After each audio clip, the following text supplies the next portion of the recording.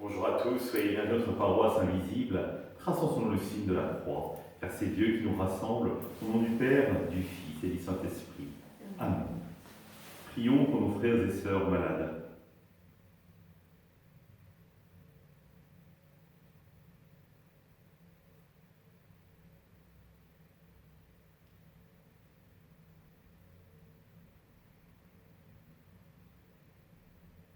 Prions pour les soignants et tous ceux qui œuvrent pour le bien commun.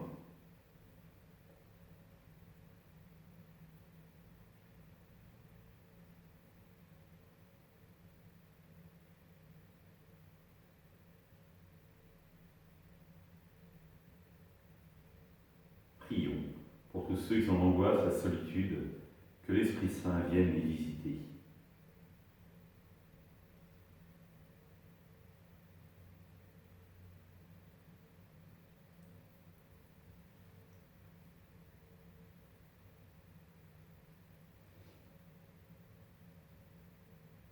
Pour manifester notre communion, je vais maintenant allumer cette bougie au cierge pascal.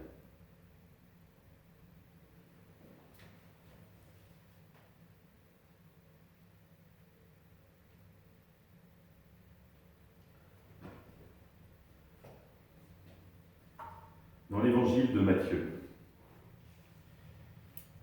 Alors Pierre s'approcha de Jésus pour lui demander « Seigneur, lorsque mon frère commettra des fautes contre moi, combien de fois dois-je lui pardonner? Jusqu'à 7 fois ?» Jésus lui répondit « Je ne te dis pas jusqu'à 7 fois, mais jusqu'à 70 fois 7 fois. » Ainsi le royaume des cieux est comparable à un roi qui voulut régler ses comptes avec ses serviteurs.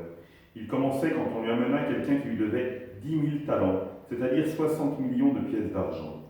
Comme cet homme n'avait pas de quoi rembourser, le maître ordonna de le vendre avec sa femme, ses enfants et tous ses biens, en remboursement de sa dette. Alors tombant à ses pieds, le serviteur demeurait prosterné et disait « Prends patience envers moi, et je te rembourserai tout. » Saisi de compassion, le maître de ce serviteur le laissa partir et lui remit sa dette. Mais en sortant, ce serviteur trouva un de ses compagnons qui lui devait 100 pièces d'argent. Il se jeta sur lui pour l'étrangler en disant « Rembourse ta dette. » Alors tombant à ses pieds, son compagnon le suppliait « Prends patience envers moi, et je te rembourserai. » Mais l'autre refusa et le fit jeter en prison, jusqu'à ce qu'il ait remboursé ce qu'il devait. Ses compagnons, voyant cela, furent profondément attristés, et allèrent raconter à leur maître tout ce qui s'était passé. Alors celui-ci le fit appeler et lui dit « Serviteur mauvais, je t'avais remis toute cette dette parce que tu m'avais supplié. Ne devais-tu pas à ton tour avoir pitié de ton compagnon, comme moi-même j'avais eu pitié de toi ?» Dans sa colère, son maître le livra au bourreau, jusqu'à ce qu'il rembourse tout ce qu'il devait. C'est ainsi que mon Père du ciel vous traitera, si chacun de vous ne pardonne pas à son frère du fond du cœur. Acclamons la parole de Dieu. Louange à toi, Seigneur Jésus. Et là, on fait Gloups. Est-ce que véritablement je suis capable de pardonner comme Jésus m'invite à le faire? Après tout, pardonner, étymologiquement, c'est aller au-delà du don. Donner, nous le savons, c'est déjà pas simple. Alors pardonner, comme c'est compliqué. Et quelle est cette exigence de Jésus de nous dire non pas 7 fois, mais 70 fois 7 fois, c'est-à-dire tout le temps. Rappelez-vous, ça renvoie à la Mecque, alors pas la ville, hein. Donc le personnage biblique de la Mecque qui disait on a blessé la Mecque, il se vengera 7 fois. On a meurtri un enfant de la Mecque, il se vengera 70 fois en tuant même un nourrisson. Terrible. Et Jésus, là où la Mecque ne voyait que la vengeance, la Mecque, lui, ne voit que le pardon. Jésus ne voit que le pardon. Et souvent, nous disons peut-être, moi je suis juste au milieu. C'est-à-dire que de fait, je ne vais pas me venger comme la Mecque, ça me paraîtrait déraisonnable, mais pardonner comme Jésus, ça me paraît impossible. Et pourtant, écoutons la parabole avec attention. Et la conclusion de cette parabole. C'est ainsi que mon Père du ciel vous traitera, si chacun de vous ne pardonne pas à son frère du fond du cœur. Et là on se dit, mince, je suis c'est mal parti. Mais, rassurons-nous, il ne faut jamais isoler une parole du Christ.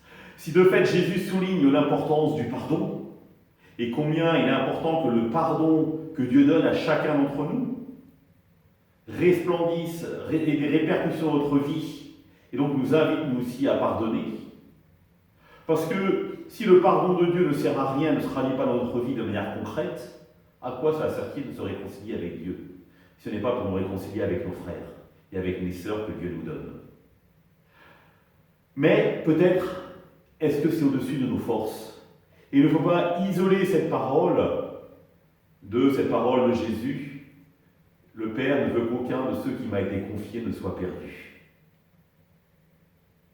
Oui, à chaque fois dans la Bible, il ne faut jamais isoler un passage. Les uns se répondent aux autres. Et à la fois, il faut insister sur la justice de Dieu et à la fois sur la miséricorde de Dieu, qui connaît nos faiblesses, qui connaît nos limites et qui est prêt, comme un Père très aimant, à nous aimer, à nous pardonner quoi qu'il arrive. Mais si nous sommes encore loin de ce pardon, je crois qu'il est important de demander à Dieu la volonté de pouvoir pardonner, qu'elle s'inscrit dans notre cœur, parce que les pardons peuvent être parfois très très difficiles à donner. Et donc demander à Dieu dans la prière, Seigneur, donne-moi envie de pardonner. Et peut-être qu'un jour, cette prière se transformera en Seigneur, apprends-moi à pardonner. Et enfin, peut-être qu'un jour, nous serons capables de dire je te pardonne.